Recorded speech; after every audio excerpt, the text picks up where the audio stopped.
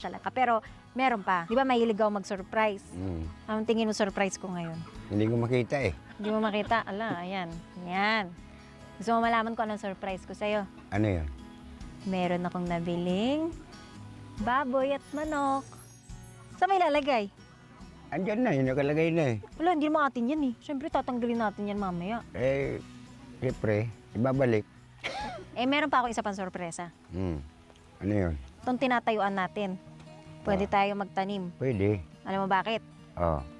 Binili ko na po itong lupang to para sa'yo. Lupa mo na to.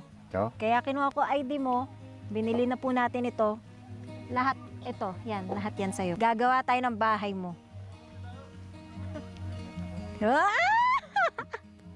Anong plano natin dito? Ibibigay namin sa inyo yung titulo, nakapangalan ito sa'yo. Oh. Regalo po namin ito sa'yo.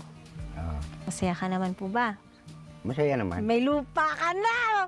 Iba ka na! Ako bahala sa'yo.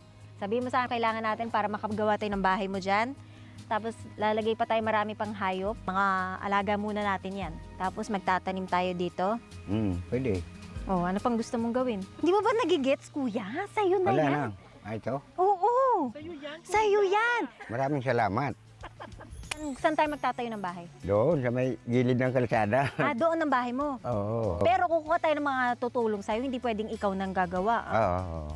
Kailangan boss-boss ka na lang, foreman, ganun, ha? Dadamihan pa natin yan. Kambing, baka, anong gusto mong hayop pa? Palaka? Baka. Baka. Ayaw mo palaka? Ayaw ko. Tapos pag nag-asawa ka, tira mo na dito. Oo. Pag nagkaanak ka, saan mo yung titira? Dito rin. Masaya ka naman. Oo. Mula sa mga kapatid mo, 5 to 10 minutes lang. Malapit lang siya. Galing sa amin. Doon. May kuryente, lahat na. Bukas linisin na natin yan. Oo. Bayad na yan, ha? Wala kang utang. May kwarto kaya ako dyan?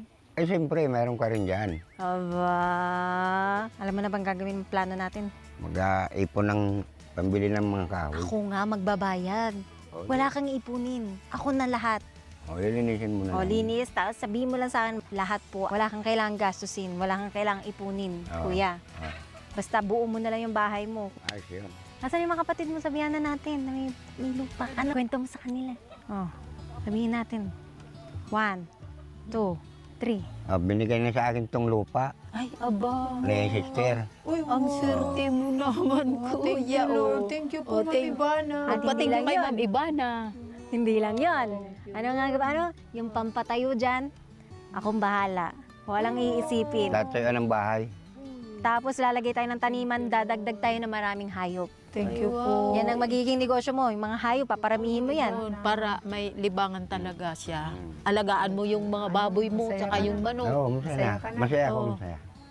Ay, wow. Thank Thank you, you, Lord, Lord. talaga. Thank you, Lord. Thank you po kay Ma'am Ivana. Thank you kay Ma'am Ivana.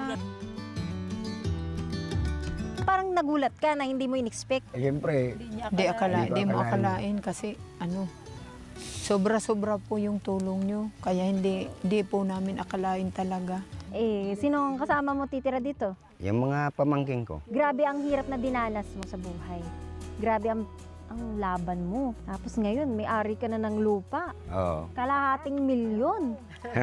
Sayong sayo. I-expect mo ba sa buong buhay mo magkakaroon ka ng malaking lupa na ganito? Hindi naman, hindi ko, ano naman. Grabe talaga si Lord, no? Oo. Pero huwag mo na ipamigay yung mga kahoy natin, ha? Pag nagpadala tayo ng mga kahoy na dito. Oo. Promise, ha? Oo.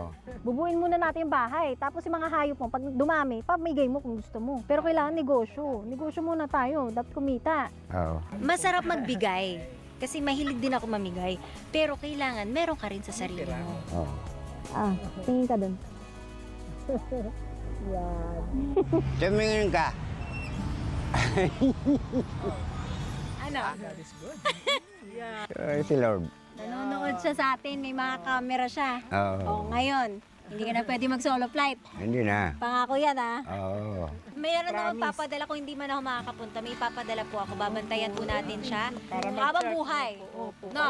Apo. Walang iwanan. Oo. Ba't parang natutulala ka, kuya? Hindi na, hindi nga ako makapaniwala eh.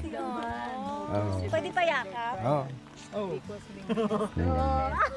Ba mo ko kubo, gusto ko ganun yung may nipa, yung kanina. Gusto ko ganun yung... Oo. Kuya ha, pangako mo sa akin. Promise yan ha, promise kami sa'yo. Oo. Ano kayo masasabi ng nanay mo? Siyempre magugulat din yun. Oh, Matutuwa yun. hindi mo sinama eh. Umuulan kasi. Kulang na lang asawa para di ka na solo flight. Sa mga nasa Pulanggi, hindi kasi marunong mag-Facebook to o mag-chat sa cellphone. Kayo na lumapit kay Kuya Jesus. Ano yung mga tipo mo? Siyempre maganda. Mabait. Bait. Ilang taon? Medyo bata-bata naman. Okay ba yung mga 50 years old? Matanda na yun. Ay, matanda na. 40. Ayan, parang ganon. Mga 40. Okay sa'yo, may anak. Okay lang. Okay sa'yo. Galing magluto. Ayun. Ayun. So sa mga interesado po, saan ka kukontakin? Dito na lang sa kapatid ko. Kontakin nyo si Ate Edna. Bahay nyo po. Wala kayong titulo nun eh. Anytime pwedeng kunin na yun. Ito talaga, never na makukuha sa'yo. Kasi pangalan mo yan. Nakalagay doon, Jesus para boles. Hindi makapaniwala. Oo nga, hindi nga ako makapaniwala. Oo, hindi ko naisip yun eh. Ganon talaga kuya. Pag